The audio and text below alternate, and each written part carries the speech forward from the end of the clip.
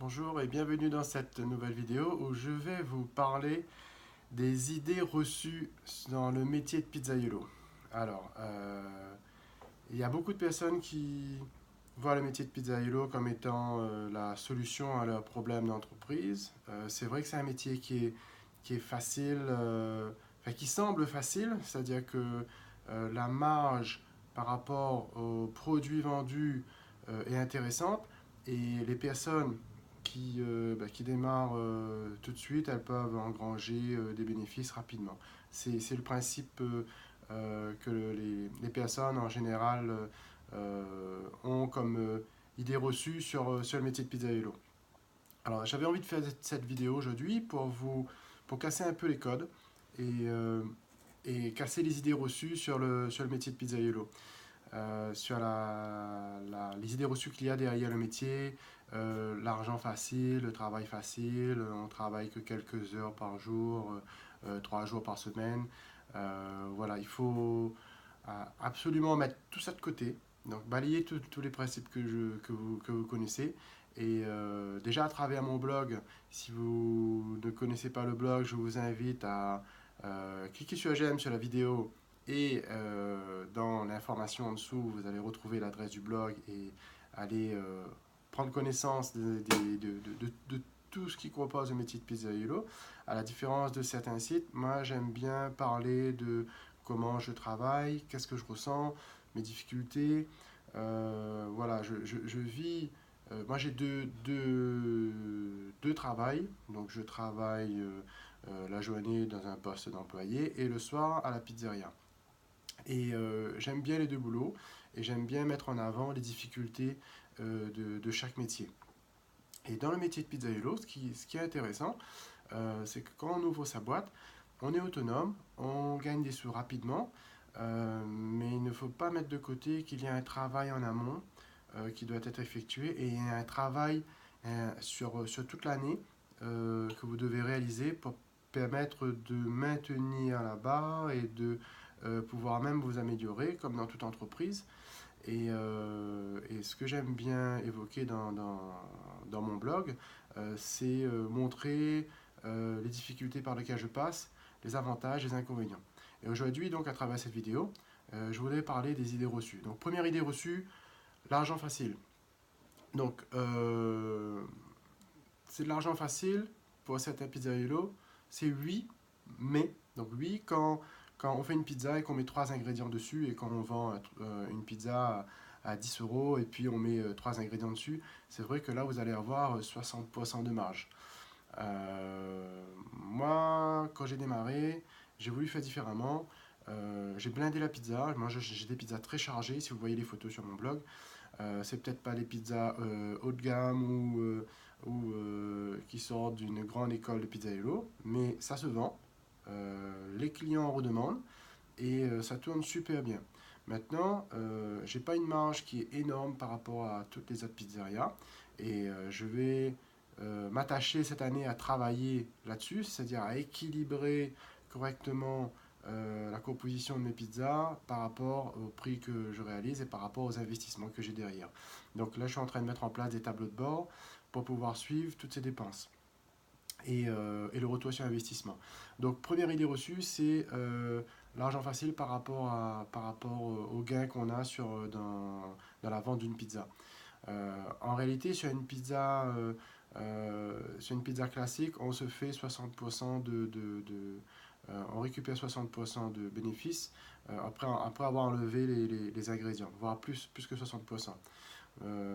Ensuite, il y a le travail facile, l'idée du travail facile. Il n'y a pas de travail facile. Si on ne travaille pas beaucoup, on n'a pas beaucoup d'argent. Si on travaille beaucoup, on aura beaucoup d'argent. Après, il y a des méthodes à mettre en place pour optimiser votre fonctionnement et faire en sorte que vous allez travailler moins, plus efficacement et avoir plus. Mais en règle générale, quand vous démarrez votre pizzeria, votre entreprise, vous allez être taqué, vous allez être à fond dans votre business et ça va pas être du travail facile. Bon, après, je sais que moi, je connais personnellement des entreprises, des pizzerias, qui n'ouvrent que le vendredi, samedi, dimanche. Ils travaillent que 3 jours dans la semaine et ça leur convient tout à fait.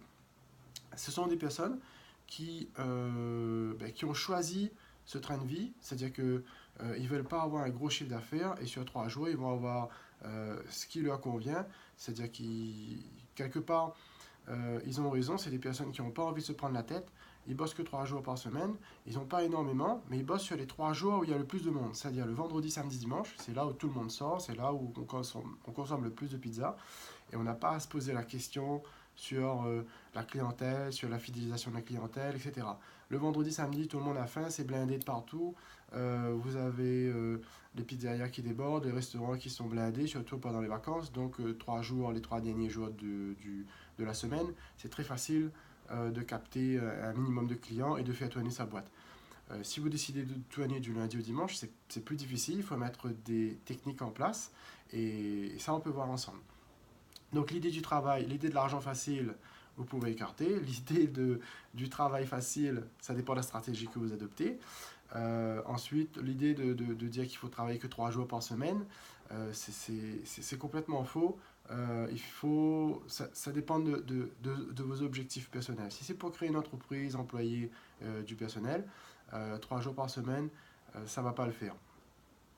Ensuite, quatrième idée reçue, c'est qu'il faut une formation. Il faut une formation professionnelle pour ouvrir une pizza.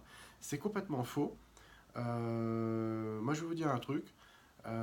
C'est de mon expérience personnelle. Je n'ai pas suivi de formation de pizza YOLO pour devenir pizza YOLO. Je suis juste parti voir un copain qui m'a montré comment fabriquer la pâte, comment faire la sauce tomate, comment faire les garnitures. Et ensuite, j'ai appris tout seul chez moi et j'ai ouvert 2 mois plus tard. Et j'ai appris avec mes clients. Voilà, tout simplement. Tout ce que j'avais à faire, c'est de créer mon entreprise, passer ma formation d'entrepreneur avec la chambre de métier, chambre de commerce, passer ma formation hygiène, sécurité, toutes les formations qui sont liées à la création d'entreprise quand vous prenez un restaurant.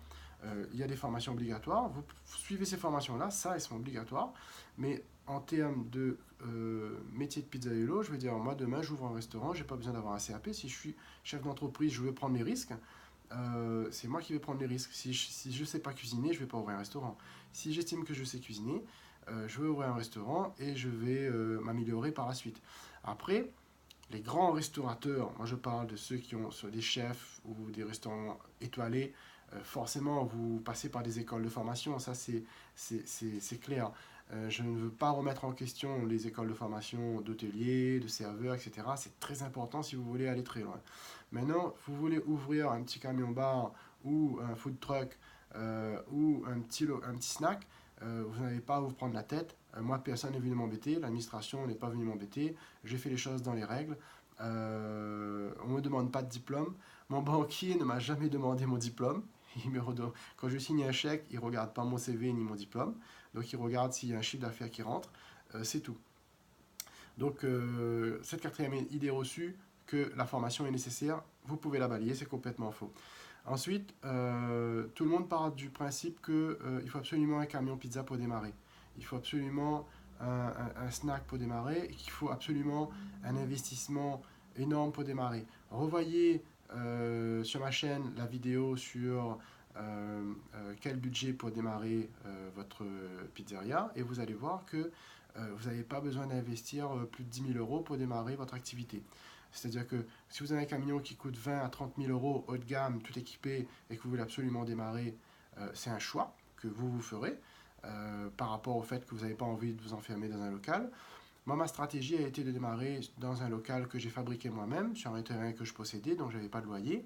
Maintenant, si je n'avais pas la possibilité de démarrer dans un local sur mon terrain, qu'est-ce que j'aurais fait? Je prendrais un local en location, brut, je l'équipe moi-même, c'est beaucoup moins cher, parce que le local en location brut, il vaut rien, il n'y a pas d'activité commerciale derrière, le locataire, le propriétaire, il va vous louer ça à un très bas prix. C'est vous qui allez l'optimiser, et c'est vous qui allez créer votre chiffre d'affaires et votre pas de porte pour pouvoir le revendre plus tard si vous souhaitez vous en débarrasser. Maintenant, la cinquième idée reçue, c'est que la pizza est meilleure dans un four à bois. Je suis d'accord que la pizza, elle est extrêmement croustillante, elle est d'aspect plus esthétique, encore que, il faut savoir maîtriser un four à bois. Moi, j'utilise un four électrique. comme de nombreux pizzaiolos. Et je ne me vois pas passer au four à bois juste parce que bah, c'est kitsch, c'est tout beau, etc. C'est vrai, hein, c'est bien, le goût est différent, mais au niveau du chiffre, je veux dire, c'est comme si on va on va s'acheter une Porsche et qu'on va être sur une autoroute à 130, on ne peut pas dépasser les 130, c'est pareil. On a un four à bois, on a un four électrique qui fonctionne bien, on peut avoir un four à gaz qui fonctionne bien, et on va passer au four à bois juste pour l'esthétisme, pour le cacher. Alors que vous avez déjà une clientèle avec votre four à bois, votre four à électrique, avec votre four à gaz, vous avez déjà une clientèle qui vous fait confiance. Si vous voulez vous améliorer, c'est bien, mais c'est un investissement supplémentaire, on va dire, pour le fun. Moi, peut-être que je passerai au four à bois plus tard, mais ce sera pour m'amuser. Ce ne sera pas parce que le marché le souhaite. Parce qu'aujourd'hui, mon four électrique, il me satisfait complètement. J'ai un chiffre d'affaires qui cartonne. J'ai embauché 2 personnes cette année.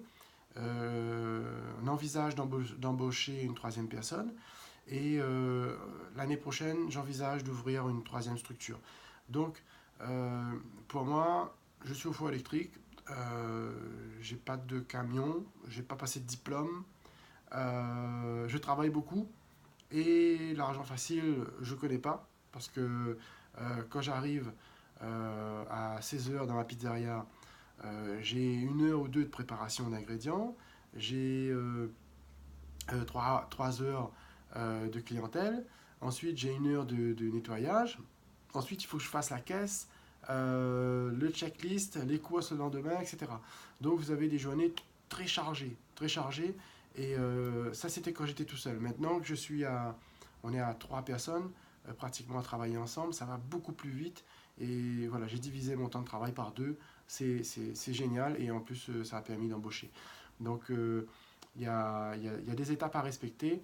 Et les idées reçues, bah écoutez, si vous avez d'autres idées reçues pour le métier de pizzaiolo, je vous invite à laisser un commentaire et dites-moi comment vous voyez le métier de pizzaiolo, comment vous le ressentez pour vous. Si vous ne faites pas de pizza, si vous n'êtes pas pizzaiolo, qu'est-ce que vous pensez du métier de pizzaiolo? Dites-le moi en dessous et on va continuer le débat avec les commentaires. Voilà, ce serait intéressant de savoir ce que vous pensez.